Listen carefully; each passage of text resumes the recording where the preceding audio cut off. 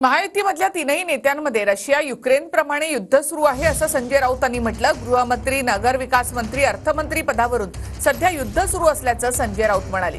कोणतं खातं कुणाकडे असणार याची राऊतांना चिंता कशासाठी असं संजय शिरसाट यांनी म्हटलंय। महाराष्ट्राचं दुर्दैव आहे आणि तितकंच आश्चर्य सुद्धा आहे।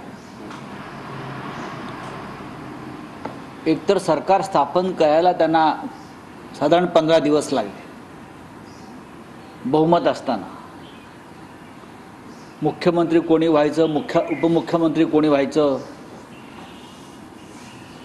त्या तिघातच गृहमंत्री, नगरविकास मंत्री, अर्थमंत्री कोणी व्हायचं, तर तिघातच रशिया युक्रेनप्रमाणे युद्ध सुरू झालं। आम्हाला काय दिवस लागले, कोणतं खातं कुणाकडे जाणार आहेत याची चिंता त्यांना काय लागते। मला वाटतं सर्व आमचं आलबेल असताना यांच्यासारखे हे जे काही डोमकावळे आहेत त्यांना असं विरोधात बोलून नेमकं काय मिळतं मला माहीत नाही, परंतु यांनी असंच विरोधात बोलत राहावं। आम्ही आमचं काम करू।